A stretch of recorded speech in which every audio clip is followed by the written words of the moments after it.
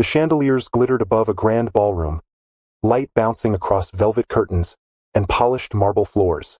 Every seat was filled. Professors in tailored suits, investors clutching notebooks, journalists with cameras, ready for the perfect shot. This wasn't just another event.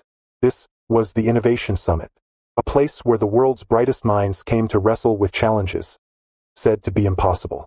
And tonight, one puzzle dominated the stage. A riddle so complex, so expensive, it was whispered about as the $50 million problem. Whoever cracked it would unlock technologies worth fortunes in finance, in energy, even in defense. Professors had tried. Engineers had tried. No one had succeeded.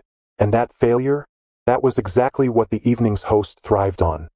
At the podium stood Victor Haro, a billionaire in a custom Italian suit. His smirk alone seemed expensive. Cameras adored him. The crowd leaned forward, eager for his trademark arrogance. Mockery, dressed as entertainment. "Let's not waste time tonight," Victor sneered.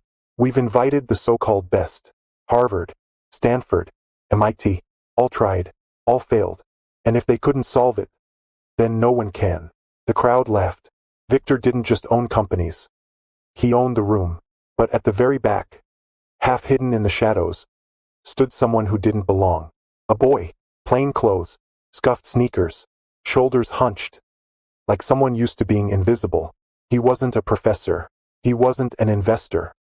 He was simply there, because his father worked as a janitor, scrubbing these same floors, cleaning up after the men and women now sipping champagne. Tonight, he should have stayed invisible. But the screen glowed with numbers and symbols, constellations of math, and he recognized them instantly. This puzzle wasn't new to him. He'd studied it for months, alone in their cramped apartment, scratching equations into a battered notebook, while his father dragged himself home from double shifts. Where others saw chaos, he saw patterns. Where geniuses failed, he saw the missing piece. His heart pounded. His palms sweated. But something inside whispered, "You can solve this." So he raised his hand. Silence. The entire ballroom turned toward the boy. Whispers spread.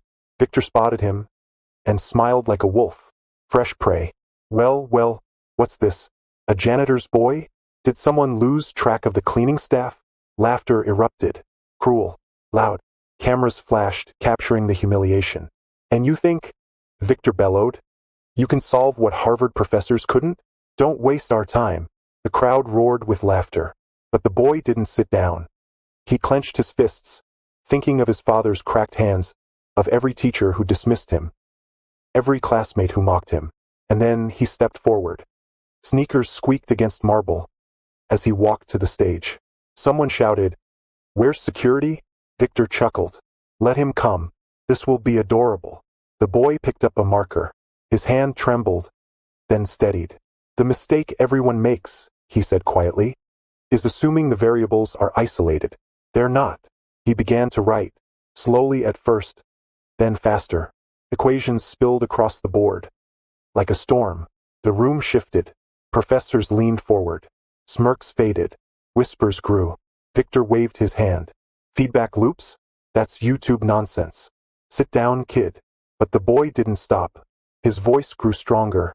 "Everyone modeled the system as if it collapses under pressure. But if you account for loops, self-correcting feedback, the system stabilizes.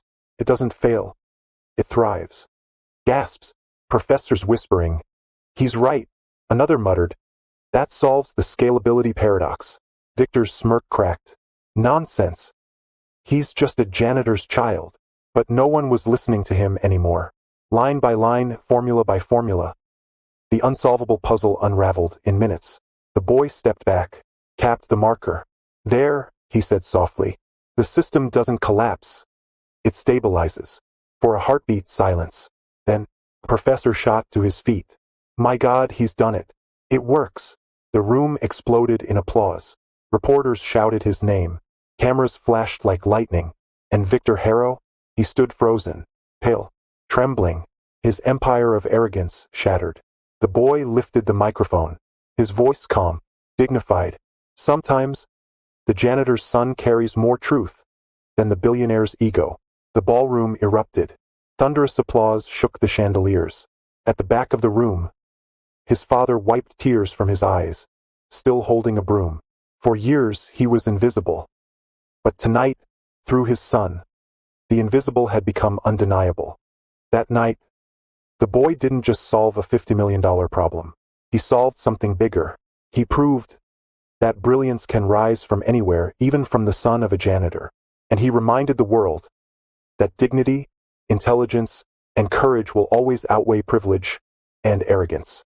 History doesn't just belong to the powerful. Sometimes it belongs to the underestimated, the overlooked, the ones mocked, until their truth becomes too big to ignore.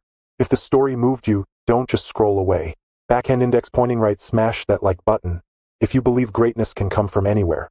Speech balloon, share this video to inspire someone who's been underestimated. And most importantly, hit subscribe, because on this channel we bring you stories that prove, no matter where you start, your dreams can rewrite the ending. Stay inspired. Stay unstoppable.